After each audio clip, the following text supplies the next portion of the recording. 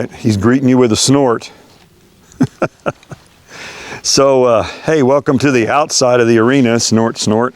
It rained about 2 inches last night, which means can't get in the arena or the round pen for a day or a couple of days probably. But there's always stuff you can work on. Do you see his head come up when I climbed up here? And I've ponied him from my saddle horse just a couple minutes ago, and he did pretty much the same thing. And I'm noticing a pattern with this horse. Something bothers him and he'll snort and raise his head and his eyes will get real big, and then he'll kind of think about it. And then in about half a minute or so, he'll kind of calm down.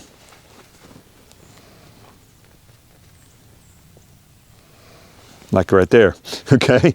And I've seen that as a pattern. When I walked out to saddle him a few minutes ago, I was carrying the saddle and the blanket, and he did the same thing, snorted, threw his head up, and eyes got big, and then I just approached and retreated him 2 or 3 times, and he was okay. So, okay, you can see that bothers him. Working these horses from above is pretty valuable, all right? They've got to get used to things up above them, because that's where I'm going to be when I'm riding him. And, you know, and again, this horse has been ridden, I guess, dozens of times.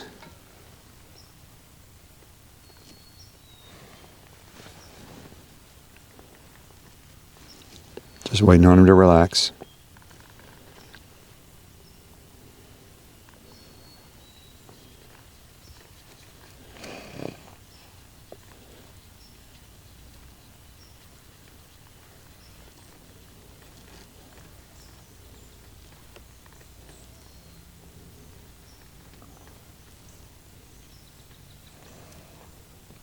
Okay, after he backs up 4 or 5 steps, he's going to be able to relax. Right there. A little bit. Once he got away from me, let's bring him back up here and get him right up against me. And he may have trouble just getting up here. I don't know.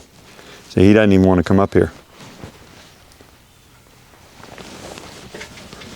What I'd like to do, my goal is I'd like to be able to get him up beside me on this fence on both sides.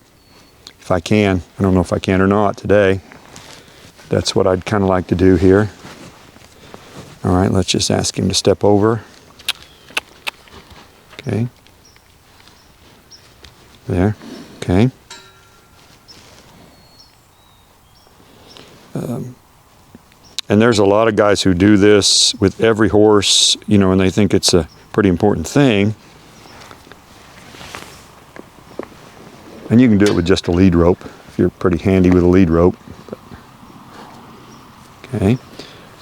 I'd kind of like for him to move that hip over.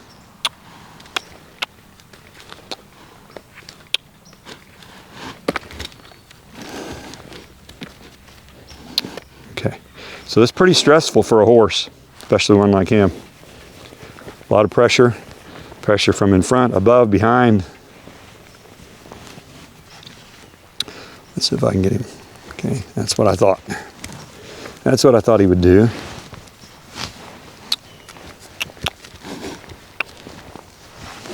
Can I get him to bring that saddle horn to me? Maybe. There you go. Good boy. Good boy. Good boy. Okay. He's stepping on the tail of my string here.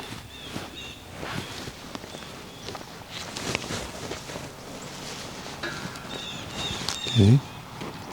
Try to go the other side.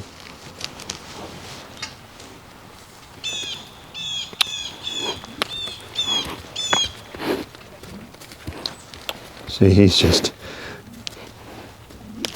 totally all bent out of shape about this because he doesn't understand what I want him to do. I'm just asking him to move that hip over. There. Okay, it wasn't good, but he made some progress. Okay. Remember what I said? Stress him out and let him relax.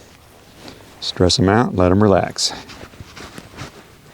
Okay, let's see if I can bring him up here beside me.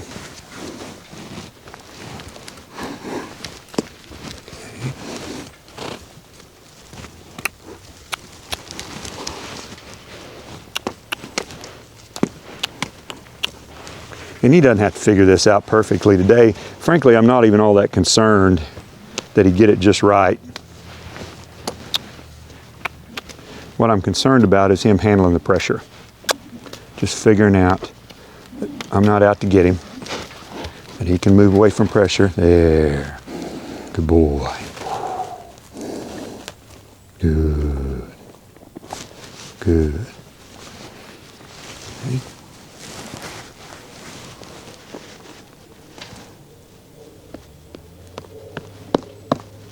See if he can bring that saddle horn up. Let's try it again. See, he doesn't want to bring it to me on his right side. This is not his good side. I got him to do it on the left, but not the right. Through the shoulder. Give me a hip. Okay, now come to me. There. Kinda, sorta. Nope. See him moving away.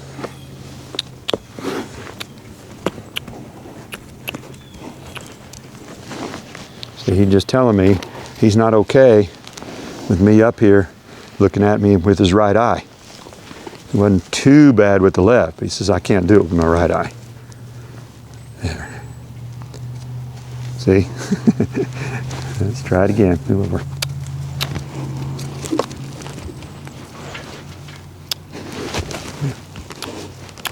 One good thing, there's several good things about this horse. One of them is he doesn't pull back on a rope at all.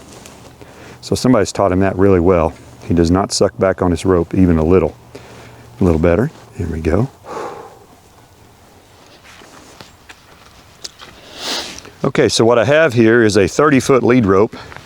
I'm going to put it in a tie ring here, so if and when he pulls back, and he probably will, this will slide through a bit.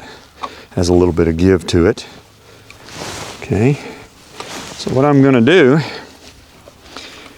is just stand back here and ask him to move that hip over. Okay, handle that pretty well. And I'll flip this over him like that. Ask him to move the other way just by tapping him on the hip with that rope. All this is just stress, pressure, just getting him used to stuff. Figuring we're not out to get him. Okay. There.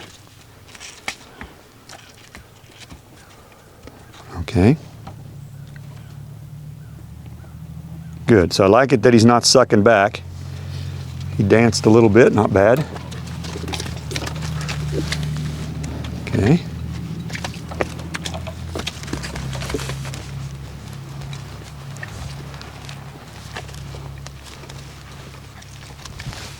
I want him to move over all the way like that. Ooh. Over there and stay over there. Ooh. Okay, so I want to make sure that he understands that he's moving because I asked him to, not just because he's scared. That he can stand there. Good.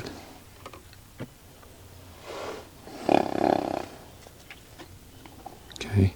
So folks, think about my 0 to 10 scale as far as fear and anxiety. 0 is asleep, 10 is a full-blown bucking runaway panic.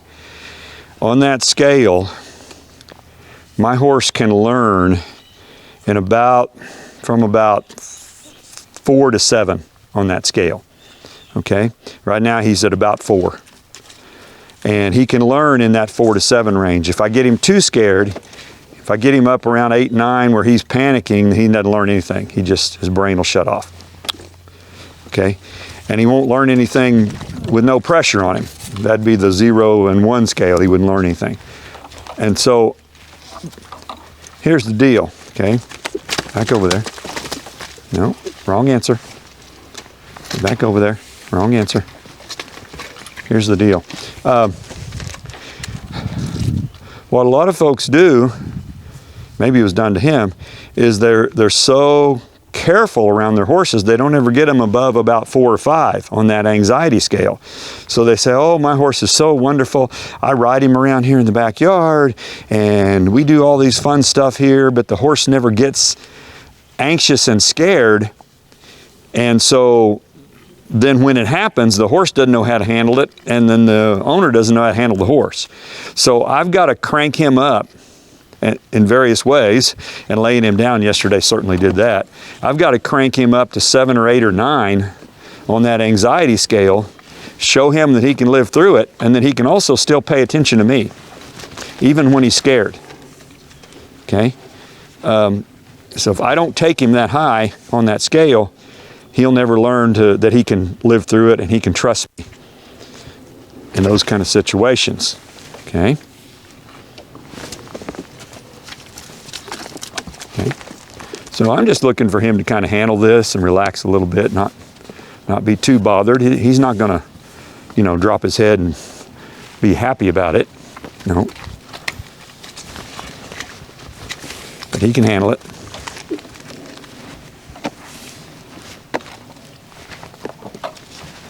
There, good. And he can think his way through this. It's like a puzzle. Okay, he's licking his lips, which means he went from about a 7 down to a 5 on that anxiety scale. He's got his leg cocked, which means he's a little bit of relaxation, not a whole lot, but some. Okay?